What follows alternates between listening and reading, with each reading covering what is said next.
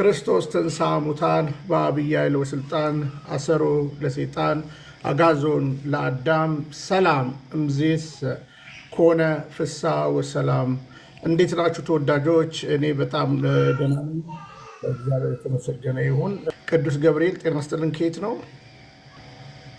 እሺ ጎንደሬው ጤና ይስጥልን። ከየት ነው? ኢትዮጵያ ነው። ከሐዋሳ እ- ከሐዋሳ ከየት ቤተ እምነት ነው? ከመካነ ኢየሱስ። እሺ እሺ፣ ከመካነ ኢየሱስ። እሺ ቪዲዮ ክፈተልን። ያው በኋላ ታውቃለህ የቤቱን ሕግ አይደለ? ምን አልከኝ? የቤቱን ሕግ ታውቀዋለህ አይደለ? ለውይይት ነው ለውይይት ነው የመጣው። ይሰማል አይደል? ለውይይት ነው የመጣው ጎንደሬው። እሺ ቪዲዮ አዘጋጅ። በቪዲዮ ነው የምንወያየው። እሺ ጤና ይስጥልን ጎንደሬው። እሺ ከሐዋሳ ነው ሰላም ያለው? ብያለሁ። እግዚአብሔር ይመስገን። ከሐዋሳ። እሺ እሺ፣ ጥሩ። መካነ ኢየሱስ ነኝ ነው አይደለ ያሉት? አገልጋይ ኖት እዛ? አይ አይደለሁም። ኦርቶዶክስ ተዋህዶ ነበሩ? እስከ ስንት ዓመቱ ኦርቶዶክስ ነበሩ? ኦልሞስት ወደ 3-4 ዓመት ቢሆነኝ ነው ከወጣሁ። እሺ ጠብቁን፣ እድል እንሰጣለን። እሺ ቅዱስ ገብርኤል ጤና ከአዲስ አበባ ከየት ከየት?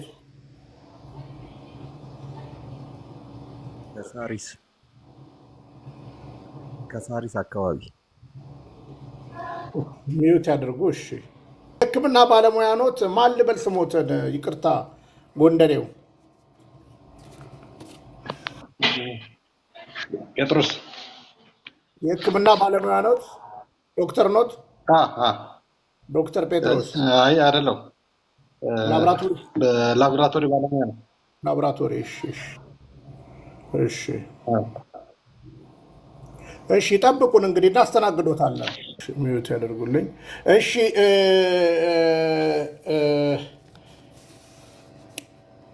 ጤና ይስጥልን።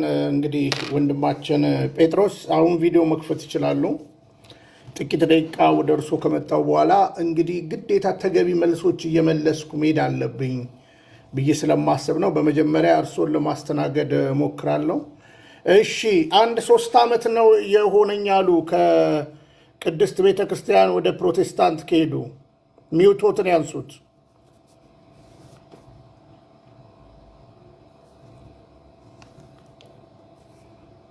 እቺ የድምጿ ምልክት ያንሷት።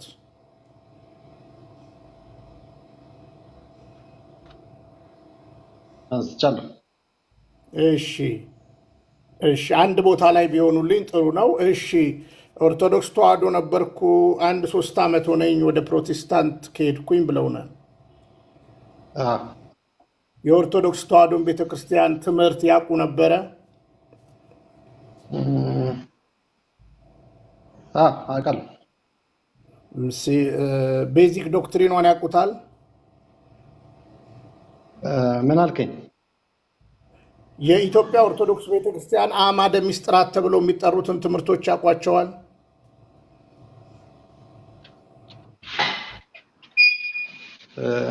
እንደ ምስጢረ ሥላሴ፣ ምስጢረ ጥምቀት ያሉትን ያ እስኪ እንገሩኝ። ስንት ናቸው? 5 ናቸው። እስኪ እንገሩኝ። ምስጢረ ጥምቀት፣ እሺ ምስጢረ ሥላሴ የመጀመሪያው ነው።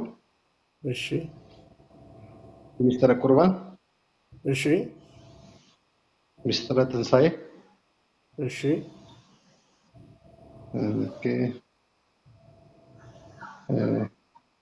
ምስጢረ ቁርባን ብያለሁ አይደል?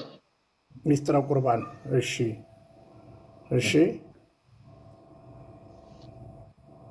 ስንት ጠራ? አራት። አራት። ኦኬ። እሺ ችግር የለውም። ሚስጥረ ስጋዊ ሚስጥረ ክርስቶስ። እሺ እሺ። እዚህ ትምህርት ላይ የቤተ ክርስቲያኑን ትምህርት እንከን ካገኙበት አንዱን ቢነግሩኝ። አይ ትምህርት ላይ ብዙም እኔ እንትን አይደለሁም። ችግር የለቦትም።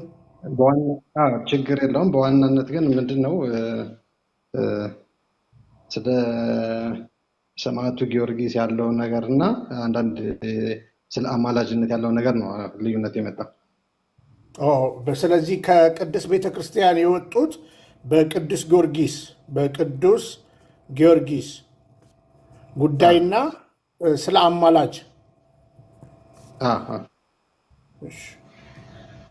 እሺ እንግዲህ እሺ መልካም ጥሩ ነው እንደዚህ ልዩነትን እንትን ማድረግ። እንግዲህ እርስዎ የሚያነቡ ሰው ኖት አይደለም? መቼም እንግሊዝኛ ከኔ በተሻለ የሚናገሩ ሰው ኖት። ምናልባት ሌላ ስልክ አሎት? እጆት ላይ ሌላ ስልክ አሎት ወይም ኮምፒውተር አጠገቡ አለ? ኮምፒውተር አጠገቡ አለ? ኮምፒውተር አለ ግን ዋይፋይ ያለው ኮምፒውተር አሎት? የስራ ኮምፒውተር ነው ያለው። ዋይፋይ አለው? ዋይፋይ አለው። እሺ አንዴ ግቡልኝ ኮምፒውተሩ ላይ እሺ ይግቡልኝ። ከዛ ጎግል ላይ ግቡልኝ። እሺ አንዴ እየከፈትኩ ነው። እሺ እሺ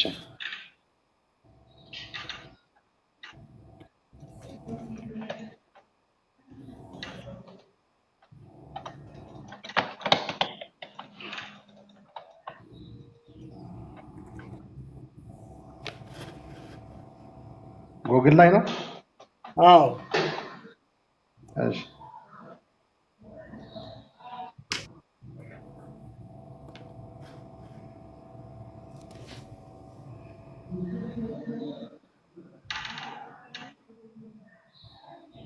ቅዱስ ጊዮርጊስ ብለው መግባትም ይችላሉ። ቅዱስ ጊዮርጊስ ሰማዕቱ ቅዱስ ጊዮርጊስ። ኦኬ እሺ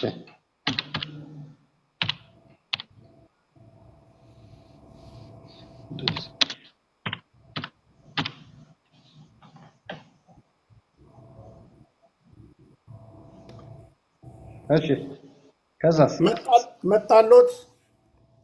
ቅዱስ ጊዮርጊስ ቸርች ምናምን የሚል አለ። ሰማዕቱ ቅዱስ ጊዮርጊስ ታሪክ።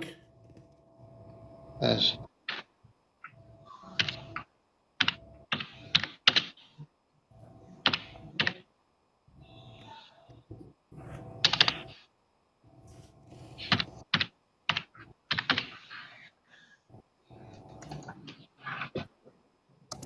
እሺ ገብቻለሁ።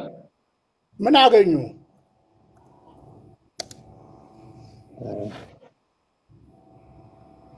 ቅዱስ ጊዮርጊስ እስቲ ይሄን የሚያሳየው የቅዱስ ጊዮርጊስ። እሺ 18 ደቂቃ አለ 18 ደቂቃ የሚፈጀውን ክፈቱልን።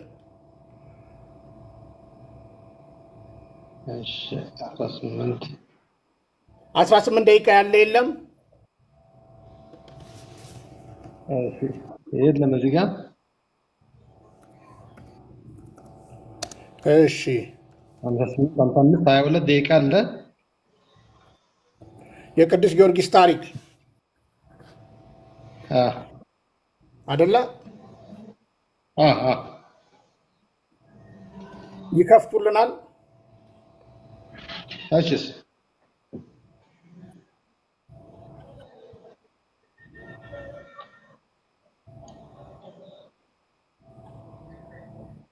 ይሄን ነው።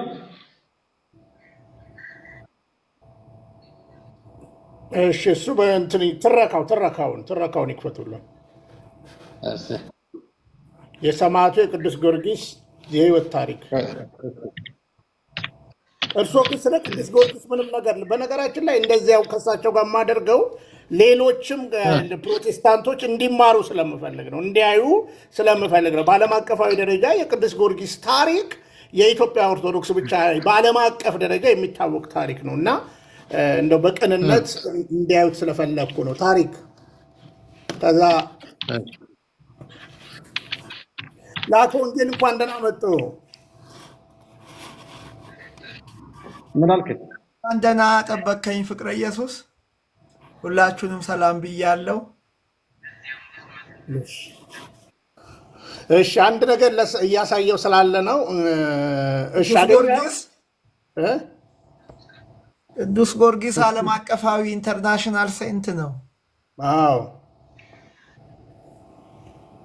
ሉድ እስራኤል ሀገር ሉድ ልዳ ነው የምንለው እኛ። ያ ስለሱም ማንበብ ይችላሉ ወንድማችን። አገኙት ታሪኩን?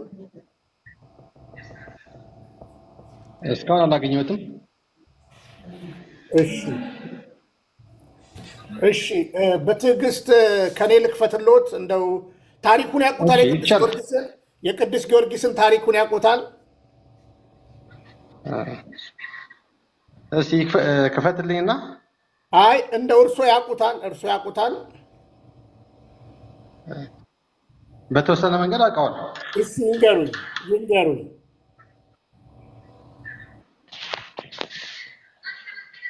ያው ላመነበት ነገር ለክርስትናው ብዙ ዋጋ እንደከፈለ አውቃለሁ። እሺ የንጉሱን ልጅ ከድራጎን እንዳዳናት አውቃለሁ እሱን ታሪክ። እሺ እና ትንሽ እየተፈጨ የሞተበት ነገር ከክርስቶስ ስቅለት የሚበልጥ አይነት ነገር ነው እና እሱ ነው ትንሽ ጥያቄ የሚፈጥርብኝ። ቤተ ክርስቲያን እየተፈጨ የሞተበት 3 ጊዜ የሞተበት ታሪክን በነገራችን ላይ ስልክ ቁጥር ካሎት ኢንቦክስ ካረጉልኝ ወይም በእኔ ስልክ አይበሉኝና እልክሎታለሁ ታሪኩም ማለት ነው። ለምሳሌ ቅድስት ቤተ ክርስቲያን 3 ጊዜ እየተፈጨ 3 ጊዜ ሞቶ ተነሳ ብላ ብታስተምር ምን ኃጢአት አለበት? እውነተኛ ቅዱስ ትውፊት ስለሆነም ለምሳሌ ልንገሮት። እርሶ መቼስ በእግዚአብሔር ያምናሉ አይደለ? አዳም ከምንድን ነው የተሰራው? አዳም አዎ ያው ነገር ነው። ከአፈር ነው አይደል የተሰራው? እግዚአብሔር ሕዝቅኤል እንደተናገረው ሸክላውን እንደፈለገ አድርጎ መስራት አይችልም። ስለዚህ ቅዱስ ጊዮርጊስ ያንን እኮ ያደረገው ቅዱስ ጊዮርጊስ ሰማዕቱ ቅዱስ ጊዮርጊስ በረከቱ ይደርብንና በእርሱ አቅም አይደለም ያንን ያደረገው አይደለ፣ በእግዚአብሔር ነው። ስለዚህ ቅዱስ ጊዮርጊስ ሆነ የተባለው ነገር ለሚያምን ሁሉ ይቻለዋል ነው አይደል እግዚአብሔር ቃል የሚለው። ስለዚህ ይሄ እውነት በመጀመሪያ ዓለም አቀፋዊ እውነት ነው። እርስዎ መቼም የተማሩ ሰው ኖት። ዓለም አቀፋዊ እውነት ነው። ግልጽ የሆነ ታሪክ ነው የቅዱስ ጊዮርጊስ። በነገራችን ላይ አሁን እንኳን ፕሮቴስታንቶች የኔ የዩቲዩብ ቻናል ላይ ቢገቡ ፕሮቴስታንቶች ራሱ በአሁን ሰዓት እንግሊዝ ሀገር ፕሮቴስታንቶች እያከበሩት ነው የቅዱስ ጊዮርጊስን ክብረ በዓል ማለት ነው። ለ1 ሳምንት እያከበሩ ነው ያሉት። ስለዚህ ጥርጣሬስ አደለ ወይ? አለማመንስ አደለ ወይ? እግዚአብሔር ለምሳሌ የሳራን ምውት ማንነትን ተጠቅሞ ይስሐቅን መስጠት አልቻለም? እርሷ ሐኪም ኖት። የ90 ዓመት ሴት ስትወልድ አላዩ አደለ? የማይታሰብ ነው። ሁለት እጥፍ ነው። ሳራ ከወለደች፣ አዳም ከአፈር ከተበጀ፣ ዮናስ በአሳ ነባሪ ውስጥ 3 ቀን እንባሪ ውስጥ 3 ቀን አድሮ ከወጣ፣ ይሄ ስለ ቅዱስ ጊዮርጊስ ሪል ታሪክን ምን አጠራጠሩት? ተረዱኛል አባባሌ? እግዚአብሔር አይችልም ማለት አይደል? አሁን እርሶ በጥቂት ላቦራቶሪ እንዲያይተው የሰው ትልቁ የያዘውን ቫይረስ መያዝ ከቻሉ እግዚአብሔር በሰጦት ጥበብ፣ ቅዱስ ጊዮርጊስ ደግሞ እውነት እስራኤል ሀገር ቢሄዱ ታሪኩ ዓለም አቀፋዊ እውነት የሆነ ነው። የሰራው እግዚአብሔር ነው። እግዚአብሔር እኔ አልሰራውም አላለም። እግዚአብሔር ከዚህም በላይ ይሰራል። መርከብ ተሰባብሮ 275 ሰዎች መርከብ ተሰባብሮ በሰላም መላጥ ያደረሰን ከዛ አውሎ ንፋስ ዳነን ሲሉ በእግዚአብሔር ነው። የቅዱስ ጊዮርጊስ ታሪክ፣ የቅድስት አርሴማ ታሪክ፣ የቅዱሳኑ ታሪክ ከእግዚአብሔር ውጭ በማንም አልተከናወነም፣ በማንም አልተከናወነም። ስለዚህ ይሄ አይቻልም ካሉ ምን ማለት እንደሆነ ያውቃሉ? እግዚአብሔር አይችልም ማለት ነው። በነገራችን ላይ ቅዱስ ጊዮርጊስ ጻፉልኝም አላለም። ካለፈ በኋላ ነው ይሄ እውነተኛ ታሪኩ በዓለም አቀፍ መዝገብ የተመዘገበው ማለት ነው። በግልጽ ደግሞ አሁንም በኢትዮጵያ ጦርነት እንግዲህ የአድዋ በዓልን ህዝቡ ያከብራል። በአድዋ በዓል ላይ እኮ በአንድ ጎኑ እንግዲህ እንደሚያውቁት እሱ የጣሊያን ሮማዊ አለበት እና በአንድ ጎኑ ማለት ነው። ይህን ታሪክ የዘገቡት እኮ ከኢትዮጵያውያኖች ጦር በፊት ለፊት ላይ ሌላ የእኛን መልክ የመሰለ ነበረ አሉ። እሺ እርሶ እንግዲህ አማራ ክልል ላይ ከነበሩ ዘጌ ላይ ያ ያሉ የፈረስ ኮቴ እና ምን ልሎት ነው? እግዚአብሔር አይችልም ወይ? እግዚአብሔርን መጠራጠር አይደለም ወይ? አሁን ይህ የአንድ የቅዱስ ታሪክ ነው። አንድ ቅዱስን እግዚአብሔር በሱ የተጠቀመበት እውነተኛ ታሪክ ነው። ይሄ እንግዲህ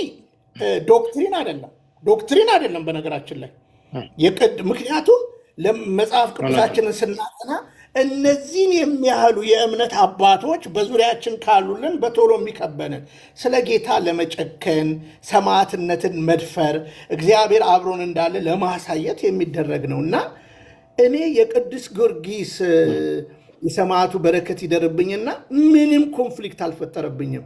ምንም ለምን እንደሆነ ያውቃሉ? እሱን ሳስብ በቅርብ ጊዜ የሆኑ አንድ ቤተሰቦች ደወሉልኝና ስለ ቅዱስ ጊዮርጊስ ኔጌቲቭ ነገር ነበር ሰምተው የነበረው። ከዛ እቺን ቪዲዮ ነው ላኩላቸው። በነገራችን ላይ እቺን ቪዲዮ በቃ 18 ደቂቃ ቪዲዮ ላኩላቸው። እዩት አልኳቸው። ከዛ በኋላ እግዚአብሔር ይችላል አይችልም ካላችሁ አዳምን መፍጠር አይችልም እያላችሁ ነው።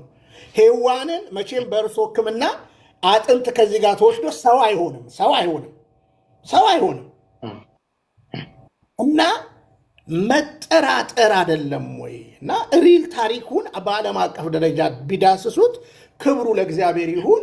እግዚአብሔር በሰማዕቱ ቅዱስ ጊዮርጊስ የሰራው ተአምር ነው። እርሶም እንግዲህ ያሉበት የመካነ ኢየሱስ ቤተክርስቲያን በዓለም አቀፍ ደረጃ ሳንት ጆርጅ፣ በነገራችን ላይ ወደ አውሮፓም ከሄዱ ይህን ታሪክ ማግኘት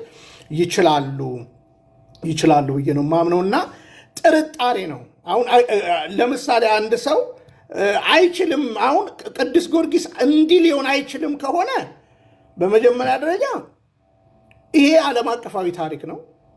ይችላል ያለችው የዓለም ቤተክርስቲያን ነች። በእውነት ለመናገር እውነተኛ ታሪክ ነው። ይሄ ተረት አይደለም። ተረት ሌላ ነገር ነው። በኋላ አሳዩታለሁ። ተረት እውነት ለመናገር እርሶ በቅንነት ከሰሙን ሌሎች ተረቶች ቤተክርስቲያናዊ አይደሉ ላሳዩት እችላለሁ እና እግዚአብሔር አይችልም እንደማለት ነው የሚቆጠረው። ቅዱስ ጊዮርጊስን የሰማዕቱ ቅዱስ ጊዮርጊስ የህይወቱ ጅማሬም የህይወቱ ፍጻሜም እግዚአብሔርና እግዚአብሔር ብቻ ነው። በነገራችን ላይ ልክ ነው።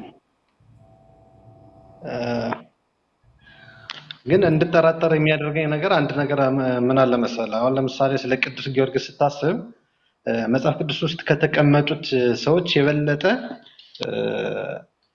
ብዙ ገድል ሰርቷል። እሱ ቢያንስ የተወሰነ ነገር እንኳን መጽሐፍ ቅዱሳዊ ማስረጃዎች ቢኖሩ የተሻለ ነው። እዛ ውስጥ ግን ልናገኘው አልቻለም። አጭር መልስ ልመልስልዎት። አጭር መልስ ለዛውም በእምነቱም ሊከበር የሚገባ ለስም አጠራሩ ጌታችንና መድኃኒታችን ኢየሱስ ክርስቶስ ምን ብሎ ተናገረ? በፕሮቴስታንት ቋንቋ ልናገር ማለት ነው እና ምን ብሎ ተናገረ? ጌታችንና መድኃኒታችን ኢየሱስ ክርስቶስ ለስም አጠራሩ ክብር ምስጋና ይግባው። አሁን እርሶ ገነነብኝ ታሪኩ ነው አደለ? ከእኔ በላይ ማድረግ ትችላላችሁ ብሏል። ከእኔ በላይ ለምሳሌ ልንገሩት፣ እያንዳንዱ ነገር በእግዚአብሔር ጸጋ ነው የሚሆነው። ስለዚህ እንዴት ይገኑቦታል? ምክንያቱም ከእኔ በላይ ማድረግ ትችላላችሁ ካለ ይሄ ተአምር እግዚአብሔር በቅዱስ ጊዮርጊስ ነው። ለምሳሌ ልንገሩት፣ ምሳሌ እሺ እንዳይከብዶት፣ በፕሮቴስታንቱ ዊችማኒ የሚባል ገድል አለ ቻይና አብዮት ላይ አንብቦት ይሆናል። ዊችማኒ ምላሱን ተቆረጠ፣ እጁን ተቆረጠ ይላል፣ እግሩን ተቆረጠ ይላል። አይደለ? መከራ ተቀበለ በቻይና ምናምን ይላል። ተረዱኛል አባባሌ? ምላሱን የተቆረጠ እጁን የተቆረጠ ምናምን መጽሐፍ ቅዱሳችን ላይ አልተጻፈም።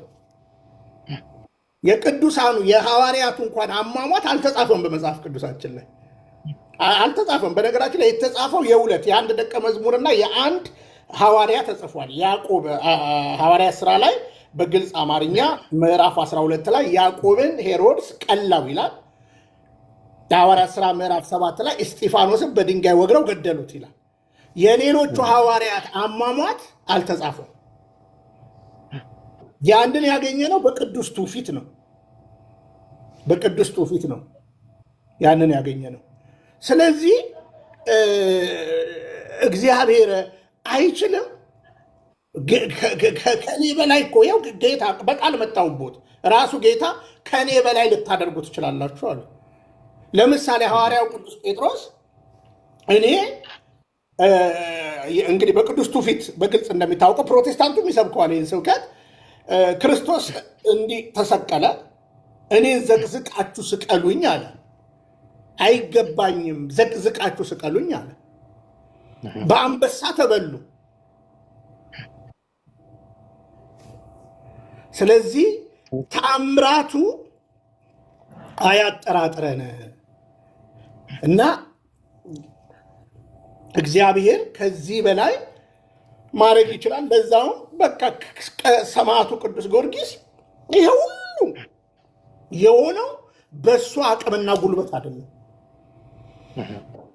በእግዚአብሔር ነው። ለምሳሌ በሰረገላ ኤልያስ ሄደ አይደለ? ተነጠቀ አይደለ? ወደ ሰማይ። ከዛ ከተወሰነ ሺህ ዓመት በኋላ ተገኘ። እንግዲህ ከዛ በፊት አዋፍ ነበሩ አይደለ? በሰማይ ሲበሩ የነበሩ አይደለ? እና ወደ ሰማይ ተነጠቀ። የእሳት ሰረገላ መጥቶ ይላል አይደለ?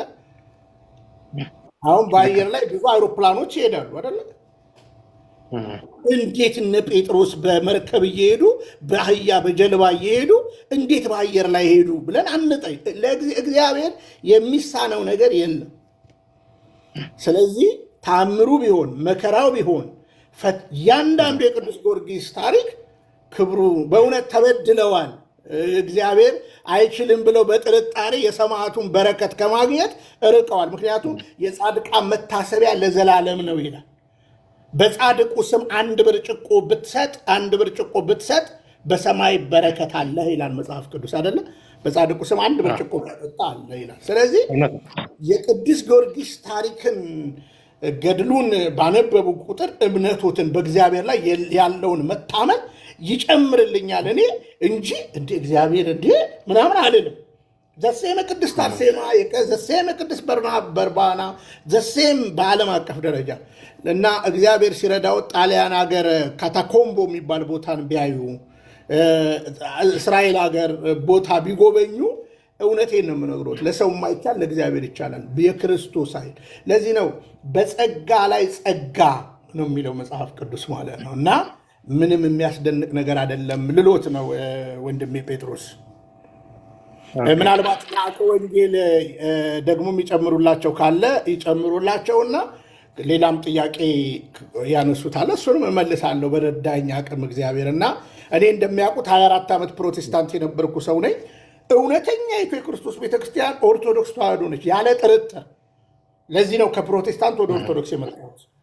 አሁን ወደ እርሱ ወደ ገቡበት እምነት ደግሞ በኋላ መጣና ጠይቆታለሁ ማለት ነው። ልክ እንዳይደለ የክርስቶስ ቤተክርስቲያን እንዳይደለ ሰው ሰራሽ እምነት መሆኑን ፕሮቴስታንት በፍቅር አሳይቶታለሁ በመረጃ እንደገና ደግሞ ማንበብ እንደሚችሉ ሴንስ አደርጋለሁ፣ እረዳለሁ። ሐኪም የሆነ ሰው በብዙ ትምህርት በብዙ ልፋት ሐኪም እንደሚሆን ስለማቅ መጽሐፍ ሰጦታለሁ። ያንን ካነበቡ በኋላ ይህን የሰማዕቱ ቅዱስ ጊዮርጊስን ማንነት የሚያጣጥለው ሉተር ምን አይነት ሰው እንደነበረ ያዩታል። መኖር የማይችል ሰው የኖሩትን ያጣጥላል። መኖር የማይችል ሰው ሰማዕትነት መኖር መጋደል የማይወድ ሰው እና እግዚአብሔር ረድቶን የእሱን እንደው ጥቂት ነገር ቀምሰን በቃ አለቀ።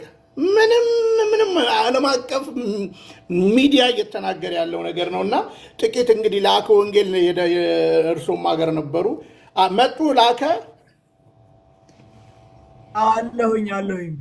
እሺ ትንሽ ነገር ይበሏቸውና እሺ። አይ ጥሩ ነው፣ ሁሉም ነገር ጥሩ ተብሏል። ግን እንደው ሃይማኖት ለመቀየር በቂ ምክንያት አይደለም። ምክንያቱም መሰረታዊ የሆኑ አስተምሮች ላይ አንተ የኢትዮጵያ ቤተክርስቲያን አስተምሮን ካመንክ፣ ለምሳሌ በሚስጥረ ጥምቀት ለድህነት ነው ብለህ የምታምን ከሆነ ቅዱስ ቁርባን የክርስቶስ አማናዊ ስጋና ደም ነው ብለህ እና ቅዱስ ቁርባን ተቀብለን ዘላለማዊት እንደምናገኝ ካመንክ፣ በኢየሱስ ክርስቶስ ፍጹም ሰው ፍጹም አምላክ ነው ብለህ በስላሴ አንድነት ሶስትነት እና ከሞት በኋላ ህይወት አለ ትንሣኤ አለ ብለህ ማመን መሰረት ናቸው። እነዚህን መሰረቶችህን የቅዱስ ጊዮርጊስን ገድል ስታነብ አንድ ነገር ስላልገባ ወይም ደግሞ ብለህ ስትሰማ ታብታብ አድርጉ ማለት ነው። ይቅርታ እሺ፣ ታብታብ ገብቶኛል። ታብታብ እና ለሳቸው የቅዱስ ጊዮርጊስን ገድል እንደው ስትሰማ አይምሮ ውስጥ የሆነ ጥርጣሬ እንኳን ትንሽ ቢጭርብህ ያንን ወደ ማብራራት ወደ መጠየቅ ነው እንጂ የምትሄደው አምድ የሆኑትን መሰረት የሆኑትን ህይወት የሆኑትን ለድርድር የማይቀርቡትን ሚስጥራት ትክክል ናቸው ብለህ ካመንክ ይሄ ለሌሎችም ሰዎች ነው ይሄ እንደምለውና በዚህ ምክንያት ነው። ምክንያቱም እንትኑ በቂ አይደለም። አሁን ስለ ቅዱስ ጊዮርጊስ ገድል ለምን ተጠራጠር ካልልህም ሰው ነህ። ጴጥሮስ ተጠራጥሮ ክዶት የለ ሰው ነህ። እና ግን ማድረግ ያለብን ማናችንም ብንሆን ምንድን ነው ያንን የበለጠን ወደሚያብራሩ አባቶች መሄድ ነው። ምክንያቱም መሰረቱ ላይ አንተ አሁን ከኢትዮጵያ ኦርቶዶክስ ተዋሕዶ ቤተክርስቲያን ስትወጣ ወደ መንግስተ ሰማያት ልትገባ የምችልበትን ህይወት የሚገኝበትን ሚስጥራት ያለበትን ትምህርት ጥለህ እየወጣ ነው ያለውና ፒላሮቹን ምሰሶ አዕማደ ሚስጥራት ምንላቸውን ላይ እምነት እያለ አይ ስለ ቅዱስ ጊዮርጊስ ገድል እንዲሰማው ብለህ ብትወጣ ራስህን ነው የምትጎደው። ለምን? የህይወትን መስመር ነው የምታጣው። ይሄ ይብራራል፣ መብራራት ይችላል፣ የሚብራራ ነው። ለምን ከበደ አልልህም። ምክንያቱም እምነት ከመስማት ነው፣ መስማት ከእግዚአብሔር ቃል ነው። በጣም ብዙ እየሰማህ እያነበብክ ስትመጣ ነው። ፍቅረ ኢየሱስ እኮ ከአንተ በላይ ይጠራጠር ነበረ። መጠራጠር አይደለም እየዞረ እንደ ቅዱስ ጳውሎስ ኦሪትን ለማጽደቅ ብሎ ክርስቶስ እንደሚቃወመው እኮ ሲቃወም ነበረ። ሲያነብ ገዳማት ሄዶ ሲያይ ገዳማት ሄዶ ገድላትን ሲመረምር ልቡ እያረፈ መጣ እና እኔ ከስርም ላለን ከ200 በላይ ሰዎች አለን መጠንቀቅ ያለብን መሰረት የሆነው ነገር ላይ እምነት እስካለን እስካመንባት ድረስ ቤተክርስቲያንን ጥያቄ በሚፈጥሩ ነገሮች ላይ መጠየቅ ነው። በተለይ ደግሞ ቅዱስ ጊዮርጊስ ወዳጄ ቅድም እንዳልኩ ኢንተርናሽናል የሆነ ሴንት ነው፣ ዓለም አቀፍ ነው። ቤተልሔም ዌስት ባንክ ቤተልሔም ጌታ የተወለደበት ብትሄድ እንደ ቅዱስ ጊዮርጊስ ትልቅ ክብር ያለው ጻድቅ የለም። እሱ ደግሞ መቃብሩ የሚገኝበት ሉድ የሚባል አለ። ከኢየሩሳሌም ወደ ቴል አቢብ ስትሄድ መካከል ላይ የምትገኝ ትንሽ የከተማ ናት። እኛ ቤተክርስቲያን ታሪኩን ከሰማ የልዳው ጊዮርጊስ ይባላል። ሉድ ስትሄድ የተገረፈበት ሰንሰለት እና የሰማዕቱ መቃብር እዛ አለ። ዋናው ነገር ምንድን ነው? እነዚህ ሰማዕታት እነዚህ ቅዱሳን ወንጌልን ተርጉመውታል፣ አውርተውታል፣ አይደለም ነግረውታል፣ ተናግረውታል፣ ኑረውታል። መኖር አይደለም ሞተውለታል። ወንጌል ዕለት ዕለት እንገደላለን አይደል የሚለው መጽሐፍ። ቅዱስ ጊዮርጊስ እኮ ምንድን ነው ያን ሁሉ መከራ የተቀበለው ብለህ ስትጠይቅ ክርስቶስን ካድ፣ አንተ ከነገስታት ቤተሰብ ነህ፣ ስለዚህ ካድና እኛን ምሰል ነው ያሉት። እኛን ምሰል ሲሉት እንቢ አለ። በዚያ ዘመን ደግሞ እነዚህ አላውያን መኳንንት እነዚህ የአሕዛብ እንትኖች ክርስትናን ለመቀበል እኮ አንተ 3 ጊዜ ፈጅቶ መበተን ነው እንዴ? እና አግናጤዎስ ምጥው ለአንበሳ ክርስቶስን ካድ ሲሉት እምቢ ብሎ ለአንበሳ ተጥሎ ሞቷል። እነ ቅዱስ ፖሊፓርከስ የተባሉ አባቶች ስለ ክርስቶስ ብሎ እኮ ተፈልጠዋል። እኔ ላንብብል፣ ይሄ እኮ ሊደንቅህ አይገባም። በዚህ በዕብራውያን መልእክቱ ቅዱስ ጳውሎስ እንዲህ ይላል። ከዛው ላይ ላንብብል፣ መጽሐፍ ቅዱስ ከያዝክ እንደው አንተም አብረህም ብታነብ ደስ ይለኛል። ዕብራውያን ምዕራፍ 11 እንዲህ ይላል፣ እንግዲህ ምን እላለሁ አለ። ከፍ ብለህ ስታነበው ስለ ቅዱሳን እያወራ ነው የመጣው። ስለ ቅዱሳን እያወራ በአንደኛው አንቀጽ ላይ አቤልን ያነሳል ከቃይል ጋር ወዳድሮ፣ ከዛ ሄኖክን ያነሳል፣ ከዛ አብርሃምና ሳራን ያነሳል፣ ከዛ በኋላ ደግሞ ይስሐቅን ያነሳል፣ ያዕቆብን፣ ሙሴን ሁሉን እያነሳ መጣና እንግዲህ ምን እላለሁ አለ ቅዱስ ጳውሎስ ስለ ጌዲዮንና ስለ ባርቅ፣ ስለ ሶምሶንና ስለ ዮፍታሄ፣ ስለ ዳዊትና ስለ ሳሙኤል፣ ስለ ነቢያት እንዳልተርክ ጊዜ ያጥርብኛል። እነርሱ በእምነት መንግስታትን ድል ነሱ፣ ጽድቅን አደረጉ፣ የተሰጠውን የተስፋ ቃል አገኙ፣ የአንበሶችን አፍ ዘጉ፣ የእሳትን ኃይል አጠፉ፣ ከሰይፍ ስለት አመለጡ፣ ከድካማቸው በረቱ፣ በጦርነት ኃይለኞች ሆኑ፣ የባዕድ ጭፍሮችን አባረሩ፣ ሴቶች ሙታናቸውን በትንሣኤ ተቀበሉ፣ ሌሎች መዳንን ሳይቀበሉ የሚበልጠውን ትንሣኤ እንዲያገኙ እስከ ሞት ድረስ ተደበደቡ፣ ሌሎችም መዘበቻ በመሆን በመገረፍ ከዚህ በላይ በእስራትና በወህኒ ተፈተኑ፣ በድንጋይ ተወግረው ሞቱ፣ ተፈተኑ፣ በመጋዝ ተሰነጠቁ፣ በሰይፍ ተገድለው ሞቱ፣ ሁሉን እያጡ መከራን እየተቀበሉ እየተጨነቁ የበግና የፍየል ሌጦ ለብሰው ዞሩ። ዓለም አልተገባቸውምና በምድረ በዳና በተራራ በዋሻና በምድር ጉድጓድ ተቅበዘበዙ። ተመልከቱ፣ ተቅበዘበዙ። እነዚህ ሁሉ በእምነታቸው ተመስክሮላቸው ሳሉ የተሰጠውን የተስፋ ቃል አላገኙም። ያለኛ ፍጹማን እንዳይሆኑ እግዚአብሔር ስለኛ አንዳች እንደሚበልጥ ነገር አስቀድሞ አይቶ ነበርና ይላል። እንግዲህ ተመልከት፣ ተሰነጠቁ፣ ለእሳት ተሰጡ ብሎ በዛ በብሉይ ኪዳን ዘመን እንኳን የነበሩት ስለ እግዚአብሔር መንግስት የተቀበሉትን መከራ ይነግራልና የነ ቅዱስ ጊዮርጊስ መከራ ዋናው ለምን ብለህ ነው የምትጠይቀው? ለምን ስትል ስለ ክርስቶስ ብለው ነው። ስለዚህ እነዚህ ሰማዕታት ወንጌልን የተረጎሙ ናቸው እንጂ በፍጹም አሁን ይገባኛል። ክርስቶስን ስለ ጊዮርጊስ በመናገር ሸፈነ። እኛ እኮ ጊዮርጊስ ስለ ራሱ ብሎ ሞተ። የጊዮርጊስን ጀግንነት አይደለም፣ በክርስቶስ ያለውን ጽናት ነው። ራሱ ጌታ እናንተ የዓለም ብርሃን ናችሁ ብሎ የለ ቅዱሳንን በተራራ ላይ ያለች ከተማ ልትሰወር አይቻላትም። እንደ ቅዱስ ጊዮርጊስ ስለ ክርስቶስ የመሰከሩ ናቸው።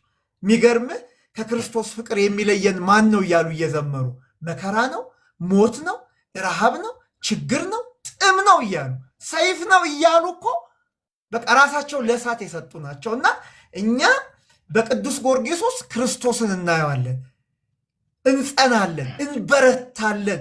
ለካ ከሰው ወገን እንዲያደረገ አለ፣ ስለ ክርስቶስ እንዲህ አይነት የተጋደለ አለ ብለን የበለጠ ክርስቶስን እንድንወደው ያጸኑናል እንጂ ክርስቶስን ሸፍነው ክርስቶስን እንዳና ካደረጉማ እኔ ህሊና እኮ አለኝ።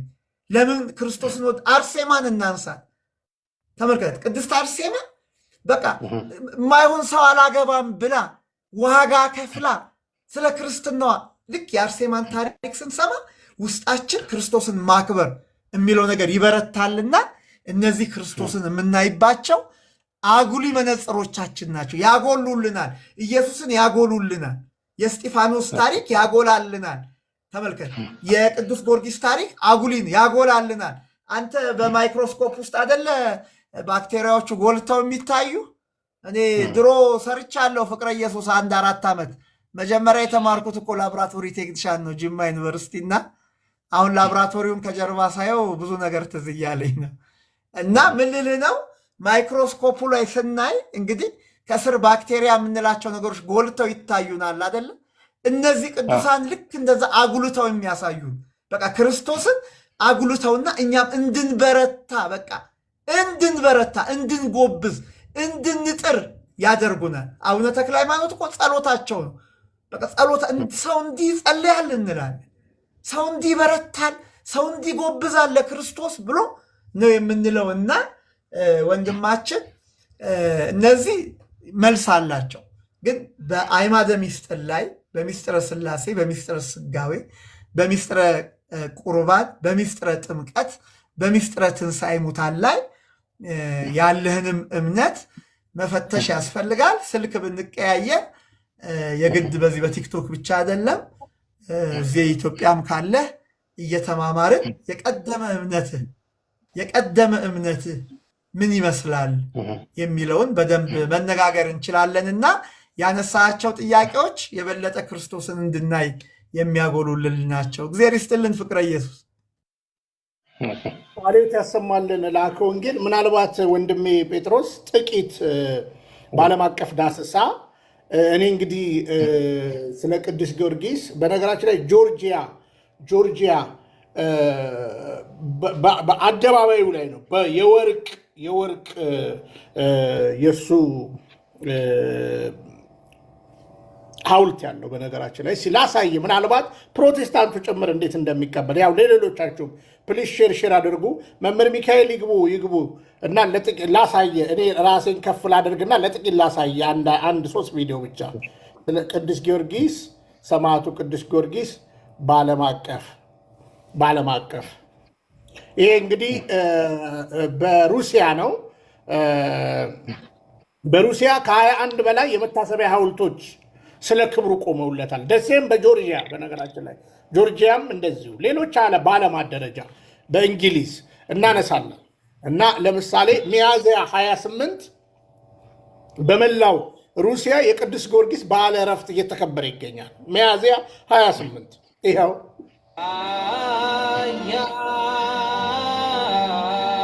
ይታያል አይደለ? እኛንን እንጂ የምንገፋው ባለውለታችንን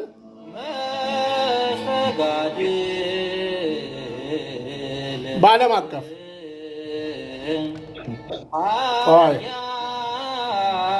አሁን ይሄ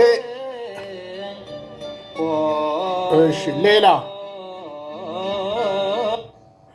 እሺ፣ ይሄ ደግሞ የሚታይ ከሆነ ሙሉ የኔ የዩቲዩብ ቻናሌ ላይ ያለ በእንግሊዝ ቤተክርስቲያን በፕሮቴስታንት የቅዱስ ዮሴፍ በዓለ ዕረፍት ሲከበር ጂቢ ኒውስ እንደዘገበው በመላው የእንግሊዝ ፕሮቴስታንት ለተከታታይ 7 ቀናት የሰማዕቱ ቅዱስ ጊዮርጊስ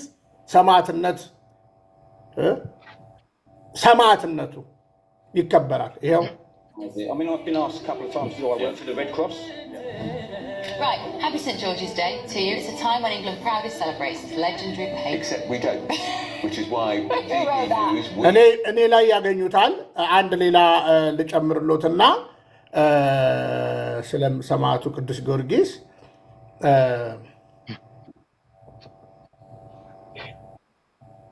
እሺ አንዴ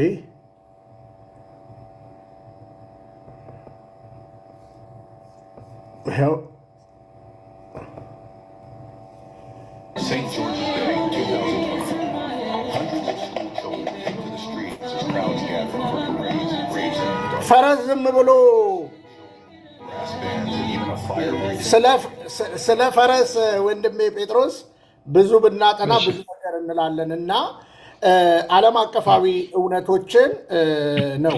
ከዛ በተረፈ እኛ ሰማዕቱ ቅዱስ ጊዮርጊስ አምላክ ነው ብላ ቤተክርስቲያን አታስተምርም። ሰማዕት ነው። ስለ ክርስቶስ እንዳልኩ ጌታ ለስም አጠራሩ ክብር ምስጋና ይግባው። ጭቃ ነሳና የሰው ዓይን ምን አደረገ? ቀባ። በእርሶ ሙያ ምንድን ነበር የሚሉት? በእርሶ ሙያ ምንድን ነው? ዓይን ያበራል ነው ያጠፋል ነው የሚባለው? ያጠፋል። ስለዚህ እምነቶችን ነው ማሰብ ያለቡትና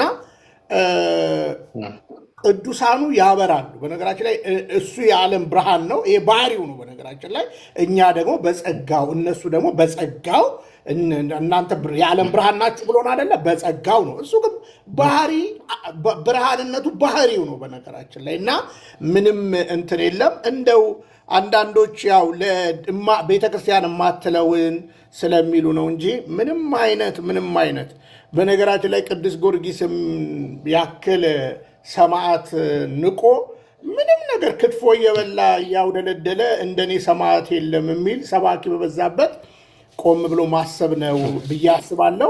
ወደ ሁለተኛው ጥያቄ አጭር ነገር ልናገርና ከዛ አጠቃለው ደግሞ አዋሳ ኖት አዋሳ መጽሐፍትን መላክ እችላለሁ። እዛም ደግሞ ጥሩ ወዳጅ ላገናኙት እችላለሁ። ለአከ ወንጌልንም ተከታተሏቸው፣ እንደ እርሱ የፕሮፌሽን ሰው ናቸው እና አዋሳም ላይ የሚሰሩበትን ሆስፒታል ከነገሩ እናገኘታለሁ። ስለ ምልጃ የሚል ቃል ተናግረዋል። ምልጃ ማለት በመጀመሪያ ደረጃ በተቻሉት መጠን መጽሐፍ ቅዱስን ሲያዩ በተቻሉት መጠን ይህም መዝገበ ቃላት ፈልገው ቢገዙት ደስ ይለኛል። ይህም መዝገበ ቃላት የኢትዮጵያ መጽሐፍ ቅዱስ ማህበር የሰጠው መዝገበ ቃላት ነው። ምልጃ ማለት ምን ማለት ነው? በቃ ከዋናው ፖይንት እንደ ባጭሩ እሱን ልበሉት። ምልጃ ማለት ወይም አማለደ ማለት የቃሉ ትርጉም አንዱ ስለሌላው ለመነ ማለት ነው። ስለዚህ ቁልጽ በሮሜ 8:34 አንስቶ ሰው የቅዱሳን ምልጃ ትክክለኛ የቅዱሳንን ምልጃ ትርጉምና ህይወት የያዘችው ኦርቶዶክስ ተዋሕዶ ቤተክርስቲያን ነች። በነገራችን ላይ ማለት ነው አንዱ ለአንዱ ይጸልይ። ሞት የለም። በነገራችን ላይ ሞት ተሸንፏል። ስለዚህ እኛ በመከራ ያለን አማኞች ነን፣ እነሱ ደግሞ የጨረሱ ናቸው። ግንኙነታችን አለ፣ አይቋረጥም። ክርስቶስን ግን አማላጅ ብሎ መናገር ሎቱ ስብሐት ስድብም ነው፣ ክህደትም ነው። ምክንያቱም በምልጃ ዙሪያ ግልጽ ይሄው መዝገበ ቃላቱ የሚለው ይሄን ነው እና ምልጃ ማለት አንዱ ስለሌላው መለመን ማለት ነው። ስለዚህ ከዚህ በፊትም የተሰጡ ትምህርቶች አሉ። እሱንም ቢያጠኑ ጥሩ ነው። ይህም መዝገበ ቃላት ፈልገው ቢገዙ ጥሩ ነው ብዬ አስባለሁ። ቅዱሳን ክርስቶስ የቤተ ክርስቲያን ራስ ነው ይህን ያምናሉ አደለ? እኛ ብልቶች ነን ብለን እናምናለን አደለ? ከሞት በኋላ ለምሳሌ እኛ እሱ ራስ ነው፣ እኛ ደግሞ ብልቶች ነን። እሱ ግንድ ነው፣ እኛ ቅርንጫፎች ነን። ስለዚህ ከሞት በኋላ እኛ ብልትነታችን ይቀራል። ሎጂካል። ምክንያቱም እኔ የሕያዋን አምላክ እንጂ የሙታን አምላክ አይደለሁም ብሏል አይደለ? ከዘላለም ሞት ወደ ዘላለም ሕይወት ነው የቀየረን ማለት ነው። ስለዚህ ሞት የስጋ እረፍት ነው። ስለዚህ ከሞት በኋላ ሕይወት አለ። መጽሐፍ ቅዱስ ይሄን ነው የሚናገረው የሚያስተምረው።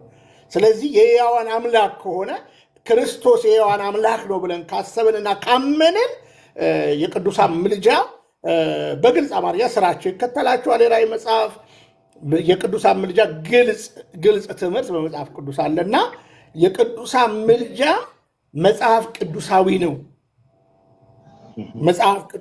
ነው። በነገራችን ላይ ከሞት በኋላ ሕይወት አለ እና ምናልባት በዚህ ዙሪያ ጥያቄ ካሉት እሱን ሰምቼ ለእርሱ ለሚያነሱት ሀሳብ እኔ መልስ መስጠት እንችላለን ማለት ነው እና ለአከም ይጨምሩሎታል ለአከ ወንጌልም እና ይሄ ነው እውነታው።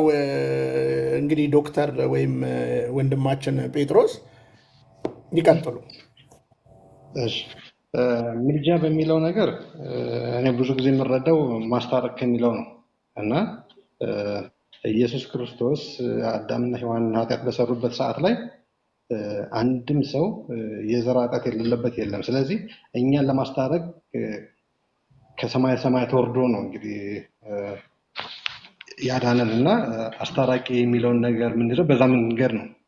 በሌላ መንገድ ደግሞ ምንድነው መጠየቅ ይቻላል ብሎ የነበረ ስለ ቅዱስ ጊዮርጊስ እዛ ውስጥ እያለ መጠየቅ ይቻላል ብሎ ነበር እና ኦልሞስት ኦርቶዶክስ ውስጥ በነበርኩበት ሰዓት ላይ ረጅም ዓመት ባክ አድርጌ ነበር ወደ ፕሮቴስታንት እሺ ሳልሄድ እሺ ባክ ቆይ አድርጌ እሺ ማስታረቅና መለመን ይኸውልህ ጠበቃ ለምሳሌ አሁን ጠበቃ ይሉታል አይደለ? መጽሐፍ ጠበቃ ይላል አይደለ?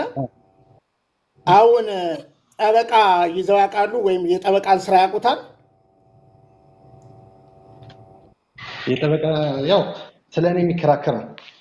አለቀ። መከራከርና መለመን የተለያየ ነው። በነገራችን ላይ ክርስቶስ አንዴ ለዘላለም ቤዛነቱን እውነት ነው እንጂ መጽሐፍ የሚያወራው ይለምናል አለ በነገራችን ላይ። ስለዚህ የምልጃ በሁለት ሰዎች መካከል የሚደረግ ልመና ነው። አንዱ ስለሌላው መለመን ነው። ጠበቃ የሚለው ግን መከራከር ነው። ስለዚህ ከፍዬለታለሁ ነው። ስለዚህ ልዩነትም አለው ይሄ እውነት ማለት ነው። ስለዚህ አሁን ሰው ዝም ብሎ ምልጃ አማላጅ የሚል በነገራችን ላይ እዛ ሮሜ ምዕራፍ 8 ረጋ ብለው ካነበቡ መንፈስ ቅዱስንም አማላጅ ይለዋል ቃሉ ማለት ነው። ለክርስቶስም ብሏል። ግን ሙሉ አውዱን ቢያዩት ፕሮቴስታንቱ እንደሚረዳው ክርስቶስን ከፈራጅነት አንስቶ ለማኝነት የሚያሰኝ ምንም አይነት ትምህርት የለውም መጽሐፍ ቅዱሱ። ረጋ ብለው እንደ ሮሜ 8ን እዚህ ያላችሁትም 8 ጊዜ አንብቡት። ሮሜ 8 ጊዜ። ስለዚህ እሱም ብታነቡት ጥሩ ነው በፍጹም። ከዛ በተረፈ የቃሉ ትርጉም ምን ማለት ነው? ቃሉ እኮ ነው የሚገዛን አይደለም። ስለዚህ በቅዱስ ቤተክርስቲያን ክርስቶስ ነው ቤዛ የሆነን። እንዴት ሆነው? ቆይ በደንብ ስሙኝ። ቤዛ የሚለው ቃል ብዙ አይነት ትርጉም አለው። የዓለምን ኃጢአት የሚያስወግድ የእግዚአብሔር በግ ከራሱ ጋር ከባሕርይ አባቱ ጋር ከእግዚአብሔር መንፈስ ቅዱስ ጋር የሞተልን የተሰቀለልን በቀራንዮ መስቀል ላይ ቤዛ የሆነ ክርስቶስ ኢየሱስ ነው። ከፈለልን። አሁን ቅድም ያነሱት ነገር አለ፣ ስለ ኃጢአት እናነሳለን። በእኛ የውርስ ኃጢአት አለ ብለን አናምን። የፍዳ ተካፋይ ነው። ምክንያቱም በዘር ኃጢአት ይወረሳል የሚል ትምህርትም የለውም መጽሐፍ ቅዱስ። እና ዞሮ ምልጃንን በተመለከተ ጠቃሚ ነገሮች ልንሰጡት እንችላለን። ስለ ቅዱስ ጊዮርጊስ እንግዲህ ለአንሳ ላሉት ጥያቄም እሱን እድል እሰጣለን። ይቀጥሉ። እሺ፣ አይ ስለ ቅዱስ ጊዮርጊስ ቅድም አባቶችን መጠየቅ ይቻላል ካለኝ አንጻር ነው አሁን የማነሳው። በዛን ሰዓት ላይ ኦልሞስት 90ዎቹ ውስጥ አካባቢ ላይ ብዙ መጽሐፍ ቅዱስ ላይ ጠለቅ ባልሄድም የድቁና ትምህርቶችን ማር ነበር። እዛ ያው ውዳሴ ማርያም፣ መልክአ ማርያም ማር ነበር። በዛን ሰዓት ላይ ጥያቄ እንጠይቃለን። አንዳንድ ጥያቄዎችን ስንጠይቅ አንተ ተሐድሶ ነህ ምን እየተባለ እንመታ ነበር። ጥያቄ እንድንጠይቅ አይፈለግም። ምክንያቱም የት ነው? እዚህ ሳይሆን ወደ ጎንደር አካባቢ ጎንደር ላይ እና ጥያቄ እንድንጠይቅ አይፈለግም። ምክንያቱም ጥያቄ ጠየቅ ማለት እንደዚህ አይነት ነገር ጥርጣሬ ውስጥ ስለ ቅዱስ ጊዮርጊስ ስለ ክርስቶስ ሰምራ ያለውን ነገር ስትጠይቅ የምትባለው አንተ ተሐድሶ ነህ፣ አንተ ለምን ትመራመራለህ ምናምን ነበር የምንባለው። እና ጥያቄ እንድንጠይቅ አይፈለግም። እንደገና እኛን የማሸማቀቅ ስራ ነበር የሚሰራው በሰዓት። ከዛ በኋላ እኔም ባካረኩኝ ከረጅም ጊዜ በኋላ ነው እንግዲህ ወደዚህ እምነት የመጣው። ባካረኩ በኋላ ነው እንጂ እዛ ውስጥ ቀጥታ እያለሁ አይደል።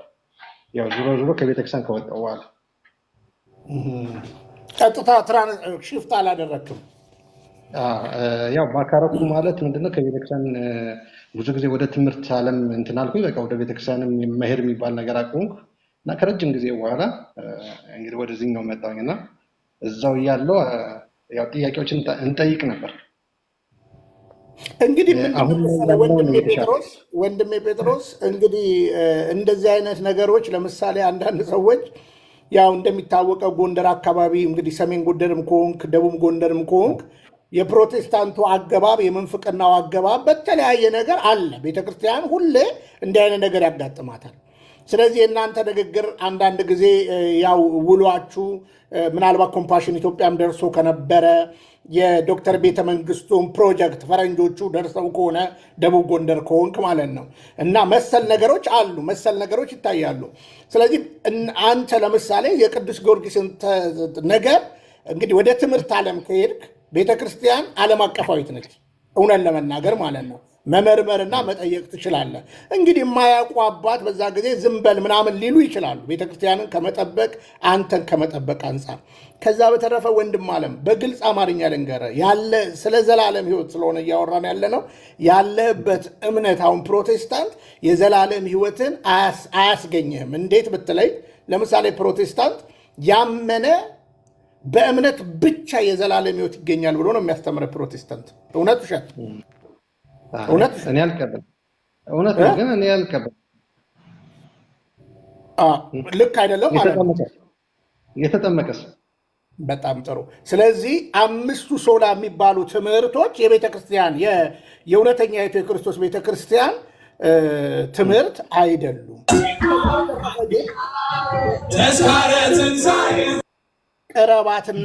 ቅረባትና አሁንም የትኛውንም ጥያቄ ብትጠይቀን መልስ እንሰጣለን። እቺ ቤተክርስቲያን ስንዱ እመቤት ነች። ምንም ችግር የአንተ አካባቢ የነበሩ አባቶች ይሄን አሉና ቤተክርስቲያን እንዲነች ማለት አይቻልም ወንድም አለም ብዬ ነው የማስበው። እና ቅረብ፣ ጠይቅ። ይኸው ስልክ ቁጥር እናስቀምጥልሃለን። እንነጋገር፣ እንወያየው። ላከ ወንጌልም ሐዋሳ ነበሩ፣ አሁንም ሐዋሳ ይመላለሳሉ። እስኪ ለትዝታ ዘማሪ ፋንቱ ወልዴ ቀጥታ ፋንትዬ መዝሙር ጉባኤ እየተካፈለች ነው እና ሼር እናደርጋት እና ትንሽ እንመልከት፣ ዝማሬ በረከት እንቀበል። ፋንትዬ ክፈችው።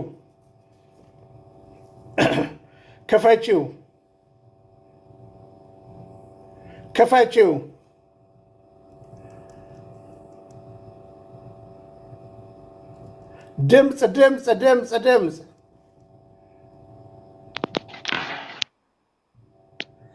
ክርስትና ናትና የልጅ ልጅ እግዚአብሔር በልጅ ልጅ ባርኳት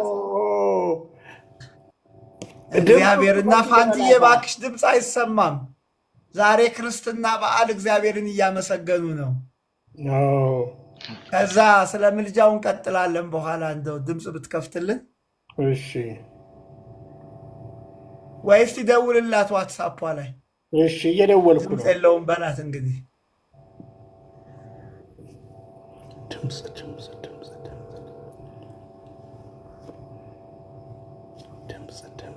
ጌቾ ወዳጄ ነው ይሄ ዋሽንት ሚነው። ኧረ ፋንትዬ ኧረ እባክሽን ድምፁን ከፈችልን። እስቲ ደውልላት ዋትስአፕ።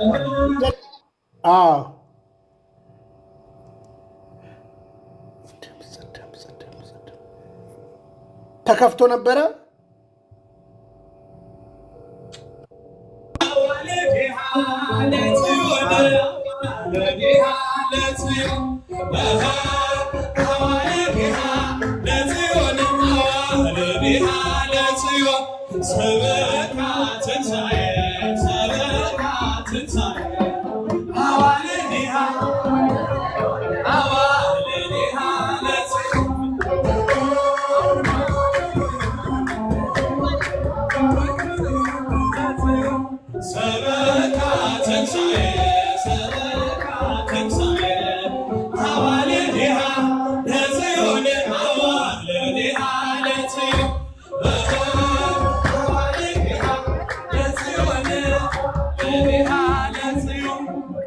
በድንኳኔ እልልታ ሙሉ ነው፣ በድንኳኔ ዝማሬ ሙሉ ነው። በማንነቴ ላይ እግዚአብሔር ታላቅ ነው። በድንኳኔ እልልታ ሙሉ ነው፣ በድንኳኔ ዝማሬ ሙሉ ነው። በማንነቴ ላይ እግዚአብሔር ታላቅ ነው። ፍላጼውን የጠላቴን ቁጣ መከተልኝ ወደ እኔ የመጣ ቢራራልኝ በሱ በምሕረቱ ሰላም ሰፍኗል በጓዳው ደጄ። በድንኳኔ እልልታ በማንነቴ እግዚአብሔር ታላቅ ነው። በድንኳኔ እልልታ ሙሉ ነው፣ በድንኳኔ ዝማሬ ሙሉ ነው። በማንነቴ እግዚአብሔር ታላቅ ነው።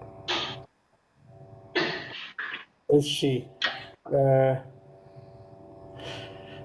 እሺ እንግዲህ ፋንትዬ ሀሳቧን ነግራናለች። ከተመለሰች በኋላ እናስተናግዳለን።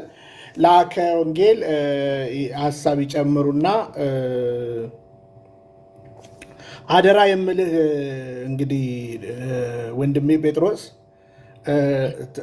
ተኮረኮምን፣ ተገፋን። ለምሳሌ በቃ እኮ ሰዎች የሆነ ሰው በቃ ቤተክርስቲያንን አንተ ወደ ድቁና ስትሄድ የማወቅ መብት አለህ በነገራችን ላይ። ስለዚህ ምናልባት በጊዜው አባቶቻችሁ በእውነት ለመናገር ከዚህ ከእውነተኛ መንገድ ለማውጣት ጥረት አለ። ስፔሻሊ በጎንደር የነበረውን በነ ዶክተር ማሙሻ ፈንታ የሚካሄደውን ከባህር ዳር ጀምሮ ያለውን እንቅስቃሴ በዚህ በወሎ ጋር በነ ዶክተር ኢዮብ ማሞ ይችን ቅድስት ቤተክርስቲያን ለማዳከም የተደረገውን እያንዳንዱ ነገር እናውቃለን። ስፔሻሊ 90ው ቤት ለህይወት ግን አይደለም። ያ ሁሉ ነገር ፍራንክሊ የምነግር ማለት ነው፣ ለህይወት አይደለም። ስለዚህ እኔ አሁን ለምሳሌ ፕሮቴስታንቲዝም ፍራሽ አዳሽ ታድሶ የሚባለው እውነት ስለ ዘላለም ተጨንቆ አይደለም። ስለዚህ ኖሬበት ነው ያለፍኩት በዚህ ጉዳይ ላይ እንዲህ አይነት እውነታዎችን ሳወጣ ማለት ነው። እና መጽሐፍ እንሰጥሃለን፣ በቅንነት ደግሞ መጠየቅ ትችላለህ ጥያቄዎችን። እውነቴን ነው የምነግርህ። እውነተኛይቱ ቤተክርስቲያን ኦርቶዶክስ ተዋሕዶ ነች። ይሄ ለሽንገላ አይደለም የምንነግርህ። መጽሐፍ ቅዱስ ካነበብክ ኦርቶዶክስ ነው የምትሆነው። በነገራችን ላይ በነገራችን ላይ አንዳንዱ ሰው እዛ መች መጽሐፍ ቅዱስ ይነበባል? ዛሬ ለምሳሌ ከመጽሐፍ ቅዱስ 5 ነው የተነበበው። ዛሬ ፕሮቴስታንት ጉባኤ ከሄድክ ምናልባት አንድ ኃይለ ቃል ወስዶ ያንን ነገር ወደ ስጋ ቀይሮ ይሳካላል፣ ትደረምሳለህ፣ ትጠረምሳለህ ብሎ ሰብኮ ነው ኖረንበታል። በነገራችን ላይ እቺ ቅድስት ቤተክርስቲያን ላይ ግን ዛሬ ለምሳሌ የጳውሎስ መልእክት፣ የዮሐንስ መልእክት፣ የሐዋርያት ሥራ፣ ምስባክ፣ መዝሙረ ዳዊት እንዲሁም የዮሐንስ ወንጌል ነው የተነበበው። ስለዚህ እውነታው ይሄ ነው እና ቅረብ ወደ ቅድስት ቤተክርስቲያን ቅረብ ወደ ቅድስት ቤተክርስቲያን መልእክታችን ነው እና ይህ ነው። ለአከ ወንጌል ስለ ምልጃ ትንሽ ይጨምሩልህና ስልክ ቁጥሬን ግን የላችሁም እንዴ? ለምንድን ነው ስልክ ቁጥሬን የማትጽፉት? እና ስልክ ቁጥሬን ከተለዋወጥን የሚጠቅመውን እንትን እናደርጋለን። ስለ ዘላለም ነገርኩን። የኦርቶዶክስ ተዋሕዶ የሆንኩት ዘላለሜን አስቤ ነው። በየትኛውም የፕሮቴስታንት ትምህርት ዘላለም የሚያሰኝ ነገር የለም። በየሳምንቱ በየቀን ነው የሚነበቡ። በነገራችን ላይ አሁንም ልክ ኮምፒውተር ላይ መጽሐፈ ግጻዊ ብለህ ብትገባ 365 ቀን የሚነበቡ መጽሐፍቶች አሉ። ባይደዌ ማለት ነው። ከየት ነው የተወሰዱት? ከኦርቶዶክስ። መካኒክስ ውስጥ ትጠቀምበታለች። በነገራችን ላይ ምግብ የኦርቶዶክስ ነው ብላ ትናገር። ስለዚህ እውነተኛ ቤተክርስቲያን ኦርቶዶክስ ነች። ለአከ ወንጌልን ትንሽ እንስማቸውና ከዛ በኋላ ስልክ ቁጥሬን እባካችሁ ጻፉ። ስልክ ቁጥሬን 09 ቴንኪው የገብርኤል ቴንኪው። ይሄ የምታየው ቁጥር ስልክ ቁጥሬ ነው። ስለዚህ በዋትሳፕ ላይ ልታገኘኝ ትችላለህ ወንድሜ